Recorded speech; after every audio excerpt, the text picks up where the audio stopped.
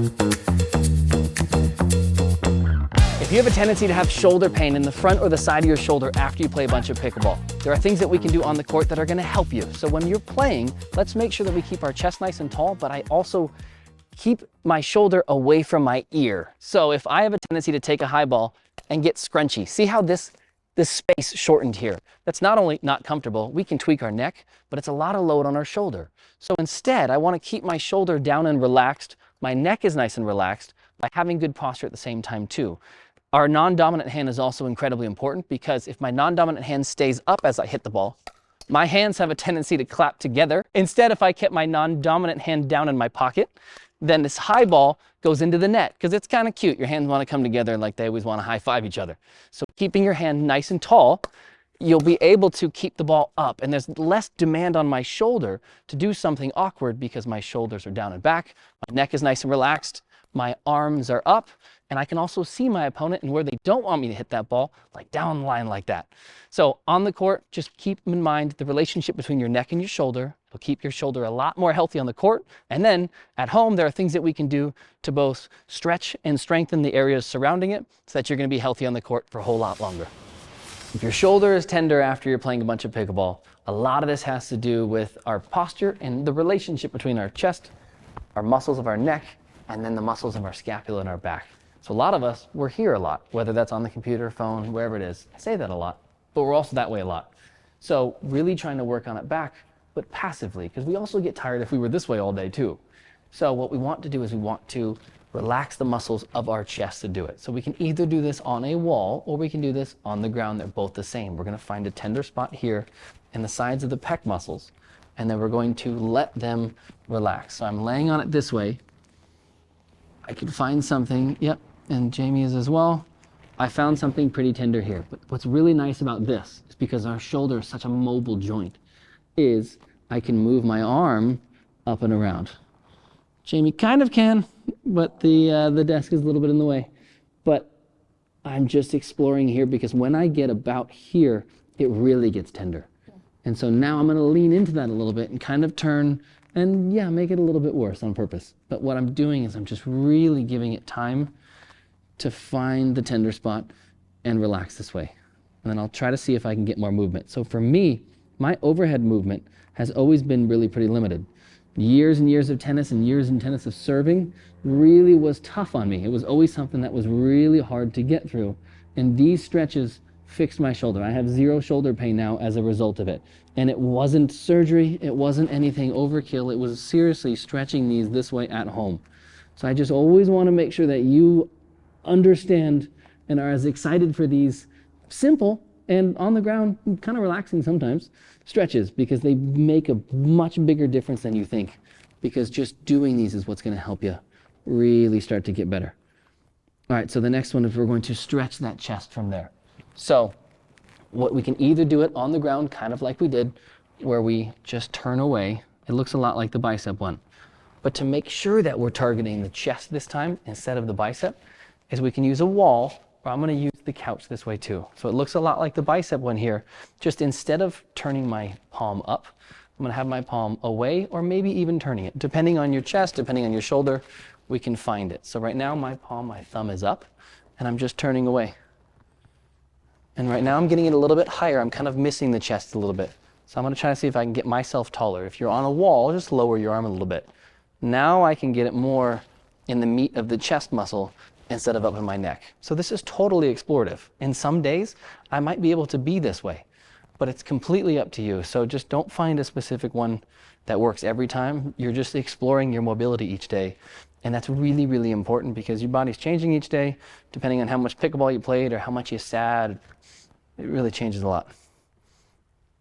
All right, so we're gonna go back to the other side now. Now we've created length here. So hopefully it's a little bit easier to bring our shoulders back because these muscles are less focused on pulling us forward. We're gonna be able to get them back.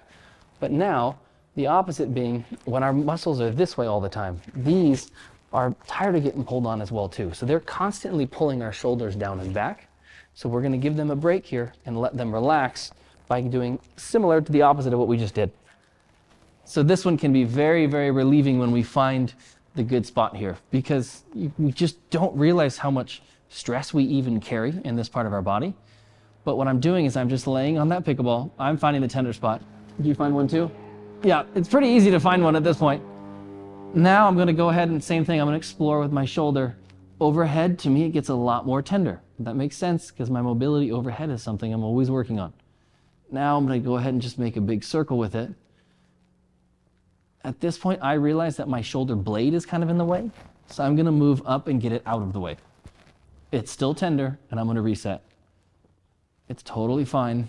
Again, we're just spending time in a different position with a different stimulus than we're normally used to. Normally, these muscles are just always yanking on the back of our shoulder because our posture is dictating so. This really gets tender when I get out here. And you're doing it on your right side, yeah. So Jamie's described having some shoulder pain as well too, on her right side or dominant side. And so it's very much expected that the right side's gonna be, it's hard to even talk at this one. This is a good thing. This means I'm going to do this even longer than this. I won't make you stay here and watch us do this the whole time. But off camera, I'm definitely gonna do this even more because I found a spot that needs fixing. It's a good thing that I found it this tender. That means I either nipped a problem in the bud or I've had a little bit of an issue here and I have an opportunity to make it better now. All right, so we're gonna get off for this one and now we're gonna stretch those muscles as well. So now we're gonna go ahead and we're gonna target a little bit more of the lat muscles. So those muscles that bring our elbows down and back. So traditionally, we're just gonna find something to put our hands on and we're gonna lean back. We can do this on the ground. I just like when our hands are elevated. Now, you'll notice there's a little bit of an arch in my back. That's because I'm making it easier. And you probably heard too. So instead, tilt the hips forward. So you'll feel that the muscles of your core engage, and so do my glutes. So instead of doing it this way, it's this way. So Jamie's gonna hold the stretch, but I'm gonna show you, if we're tight overhead, so if we're trying to hit effective overheads in pickleball, and we're reaching up and we're snapping at these, if to reach overhead, if I have to arch my low back in order to be able to reach my shoulder overhead, it's because my shoulder wasn't mobile enough to get there on its own. So if you're here and you're arching your back as you're doing this, you're making that easier. Instead of doing this with the tight core and glutes, you're cheating your way there. So she's making sure that, yep, she's getting her core engaged, she's bringing her hips forward, and then you'll get the stretch where we're looking for. So the very last one we'll do is we'll target both the shoulders and that upper back right in between the shoulder blades that can really get bound. You may or may not feel a huge stretch here, but I do want you to spend some time here as well too. It is relaxing if it doesn't hurt, but at the same time, I'm just gonna bring one arm across, yep, and then I'm just gonna lay here. It is possible to do two at once. I'm quite literally too tight to do it, but I'm just spending time this way. I'm focused a little bit on seeing if I can roll towards that shoulder that's on the ground. Then I can find more of a stretch here. So if you're laying and you're thinking, it's just not too much of a stretch like this. If I turn, since I'm on my right arm, towards my right shoulder, I'll feel more of that stretch here as well too. Again, focus on breathing. You might even feel this in between the back. So Jamie's gonna stay here. She might feel some of this right in between her shoulder blades here. So on the pickleball court, this is going to help you with that posture that we talked about, where we need to be able to have our hips back and our chest up. That way we can have fast hands, our paddles up and our paddles ready, and we're gonna be able to get that flexibility from our shoulders that we're looking for. So spend some time here. It'll really, really help you when you get out on the court. Your shoulders are gonna be more mobile and you're gonna play better as a result.